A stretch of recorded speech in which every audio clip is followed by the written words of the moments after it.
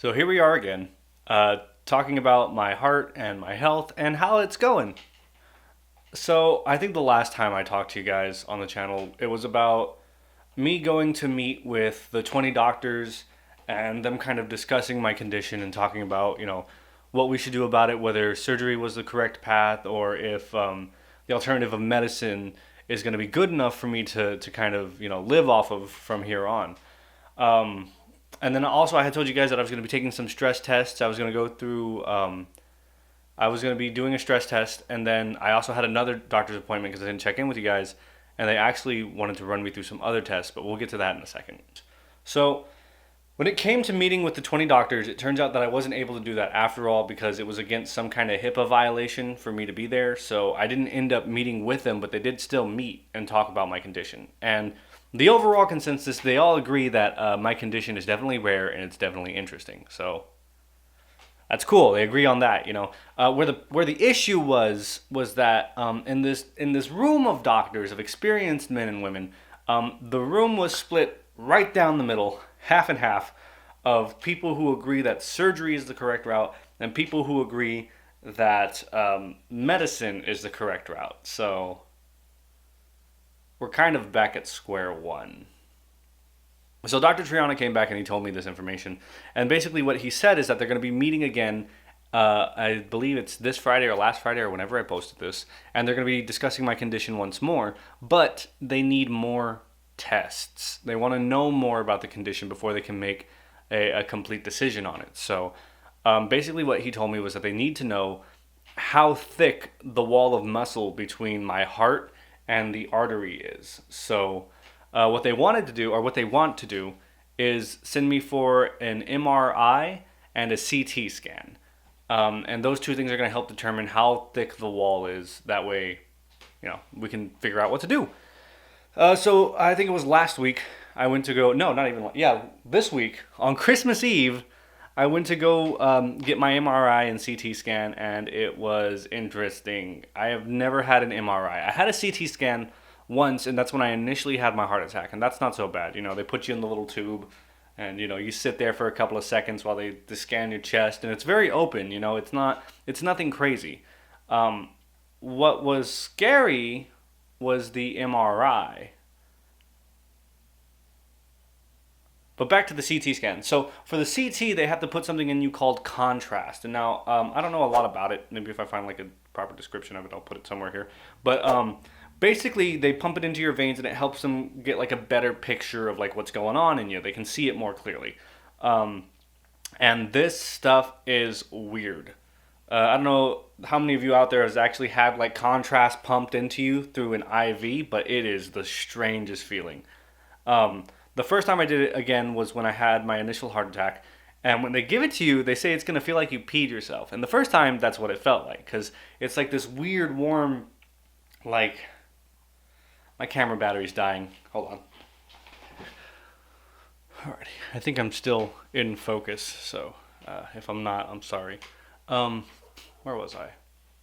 So yeah, the stuff that they pump into you it's like as if you drank hot cocoa. And you know that warm feeling you get when it like runs down like your throat and your chest into your stomach? Yeah, it's that, but it's everywhere. So it like runs all down like your arms and your legs and your chest and a little bit in the back of your head. It's a little weird. It's a little weird. So that was the first time I had it. This time was significantly different because they put a lot more inside of me. So instead of having that like real like neat like warm feeling all around, with that slight feeling of like I might have peed myself. It was more like a very hot feeling going all the way through me. Definitely feeling like I peed myself. It was burning. It was weird. It was weird because the first time it just didn't feel like that. It didn't burn as much as potassium. Potassium burns like freaking crazy in my veins. But the contrast was still pretty damn hot. So that was interesting. On top of having an IV in my arm, which I absolutely hate in the first place, pumping stuff into it is not my idea of a good time. So that happened. Other than that, the CT scan was fine. I was okay. The MRI, however, was another big nightmare. The MRI, fortunately, they didn't have to pump anything inside of me, but they lay you on the table. They put like this big plate on my chest. They strapped me down, And yeah, I asked the doctor, I said, how long am I going to be in there? And he says, oh, no more than 10 minutes probably. But here's some headphones. The machine is loud, so we're going to put these headphones on you. We're going to play whatever you'd like. So just pick a playlist and we'll put it on for you. So I picked Two Door Cinema Club and I got to like listen to that the whole time. But so they roll me into the machine and it is like claustrophobic as hell. Like, I'm not a claustrophobic person, but the idea of being stuck in this machine was a little freaky to me. But I kept telling myself like, all right, it's only gonna be 10 minutes. It's only gonna be 10 minutes. That's fine. After about 45 minutes, I started thinking that it was gonna take a little longer than 10 minutes. Yeah. So, but after about 45 minutes, they pulled me out. It was like, it was a hell of a time because I wasn't allowed to sleep. I had to stay awake the whole time, and I kept dozing off occasionally. And then the machine would make this noise that like sounded like a car alarm in my ear. It was loud, like loud. So they pulled me out after 45 minutes. I sat up, and I was just like, oh, thank God, we're done. He's like, no, we're not done just yet. I need to inject this. And so yeah, he put something in my IV, and then he was like, cool. We got about 30 minutes left, so go ahead and lay back down, and we'll see you then. And just a hellish 30 minutes later, not hellish, it wasn't that bad. It was just a weird feeling being in this machine while it's making all sorts of loud noises. Then there's this robot in my ears saying, breathe in, breathe out, breathe in, hold breath.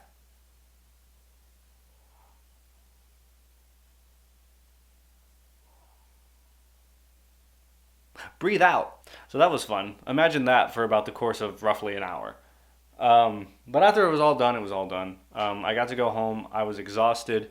And now we're just waiting on the results of those tests. So Friday, Dr. Triana is going to talk to that group of doctors. They're going to go over some of the things that they saw, and they're going to tell me what they think, and as well as give me like the results of the test and what they found, and tell me how bad the condition is. So um, it's getting annoying though. I'm getting real sick of just not even the fact that I can't work because I'm kind of enjoying being out of work right now. But other than that, like I'm not making any money, so that's frustrating.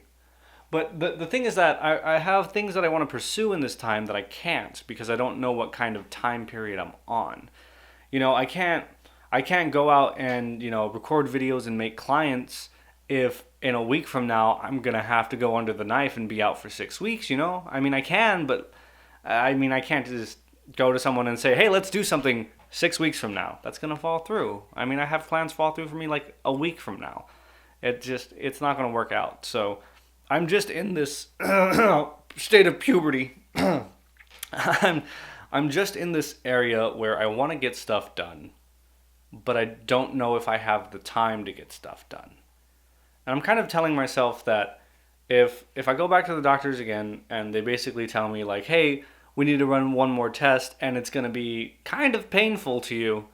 I think I'm just going to say no. I think I'm just going to tell them I want to be on medicine because the results of everything are coming up unconclusive and split decisions and all kinds of stuff. So I don't want to keep doing this. I would much rather just make some sort of final decision for myself and say, look, I'm going to go on medicine. I'm going to pursue my life the way I want to pursue it. And if I start feeling bad, we'll come back and we'll take care of it then, which is pretty much what it's leaning toward right now anyways. So, yeah. That's where I stand with my heart and health and my condition. And now you guys are all up to date. I forgot to update you guys in between visits. So this was kind of like one big dump of everything that's going on. So you're welcome. You're all caught up. More news to come. I'll definitely keep you guys in the loop like I have been. And yeah, thank you guys so much for watching. Thank you guys so much for supporting me in this very confusing time. And I love you guys. I love y'all so much. I really do. I don't say it enough. And I want to look you. Yeah, you. You know who you are. I want to look you right in the eye. I love you. I do. All right, you guys have a great day. Hug somebody you love.